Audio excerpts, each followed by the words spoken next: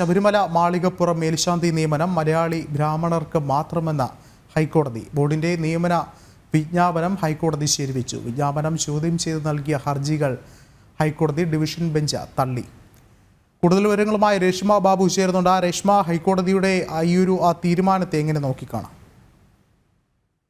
വിഷ്ണു, ശബരിമല മാളികപ്പുറം മേൽശാന്തി നിയമനത്തിന് അബ്രാഹ്മണരെയും പരിഗണിക്കണമെന്നാവശ്യപ്പെട്ടുള്ള ഹർജികളാണ് ഹൈക്കോടതി ഡിവിഷൻ ബെഞ്ച് തള്ളിയിരിക്കുന്നത്.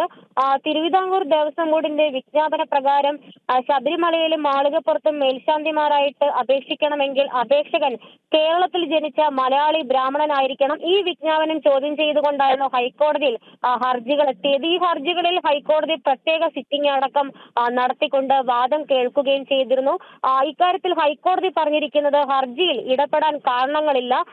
ഈ ദേവസ്വം ബോർഡിന്റെ വിജ്ഞാപനം അല്ലെങ്കിൽ ഈ മേൽശാന്തി നിയമനത്തിനുള്ള അധികാരി എന്ന് പറയുന്നത് തിരുവിതാംകൂർ ദേവസ്വം ബോർഡാണ്. ശബരിമലയിലെ പ്രത്യേകതകളെല്ലാം കണക്കിലെടുത്തുകൊണ്ടാണെങ്കിൽ ആണ് ഈ ദേവസ്വം ബോർഡ് ഇത്തരത്തിൽ മേൽശാന്തിമാരെ നിയമിക്കുന്നത്. അതുകൊണ്ട് തന്നെ ഇടപെടാൻ കഴിയില്ലെന്നുമാണ് ഹൈക്കോടതി വ്യക്തമാക്കിയത്. ഇതിന്റെ അടിസ്ഥാനത്തിലാണ് കോട്ടയം സ്വദേശികളടക്കം നൽകിയ 6 ഹർജികൾ ഡിവിഷൻ ബെഞ്ച് തള്ളിയിരിക്കുന്നത്. ദേവസ്വം ബോർഡിന്റെ വിജ്ഞാപനം അത് മൗലികാവകാശങ്ങളുടെ ലംഘനമാണ്, അതോടൊപ്പം തന്നെ ഭരണഘടനാ വിരുദ്ധമാണ് തുടങ്ങിയ വാദഗതികളായിരുന്നു ഹർജിക്കാർ ഹൈക്കോടതിയിൽ ചൂണ്ടിക്കാട്ടിയത്. പൂജാകർമ്മങ്ങൾ അറിയുന്ന എല്ലാവർക്കും, ഹിന്ദു സമൂഹത്തിലെ എല്ലാവർക്കും നിയമനം നൽകാൻ സാധിക്കണം. അത്തരത്തിൽ നിയമനം കിട്ടാൻ അവർക്ക് യോഗ്യത ഉണ്ടെന്നും ഹർജിക്കാർ ഹൈക്കോടതിയിൽ വാദമുയർത്തിയിരുന്നു. ദേവസ്വം ബോർഡ് ഇക്കാര്യത്തിൽ സ്വീകരിച്ച ഒരു നിലപാടെന്ന് പറയുന്നത് ശബരിമലയിലെ മാളികപ്പുറത്തെ മേൽശാന്തിമാർ എന്ന് പറയുന്നത് ആ നിയമനം പൊതു നിയമനമല്ല. നേരത്തെ ഹൈക്കോടതി ഇത് സംബന്ധിച്ച് ഉത്തരവ് ഇറക്കിയതാണ്. ദേവസ്വം ബോർഡ് ചില മാനദണ്ഡങ്ങൾ അനുസരിച്ചാണ് ശബരിമലയിൽ മേൽശാന്തിമാരെ നിയമിക്കുന്നത്. അത് പൊതു നിയമനമായിട്ട് കണക്കാക്കുവാൻ സാധിക്കത്തില്ല. സാധാരണ ശാന്തി നിയമനങ്ങൾ പോലെയല്ല ശബരിമലയിലെ മേൽശാന്തി നിയമനം.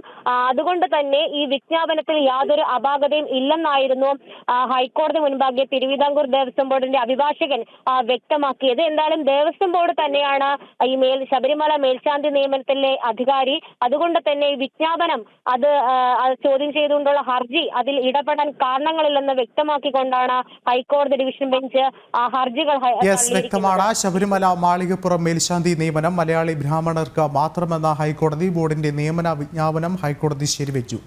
വിജ്ഞാപനം ചോദ്യം ചെയ്ത് നൽകിയ ഹർജികൾ തള്ളിക്കൊണ്ടാണ് ഹൈക്കോടതി ഡിവിഷൻ ബെഞ്ച് ഈ ഒരു ഉത്തരവ് പുറപ്പെടുവിച്ചത്.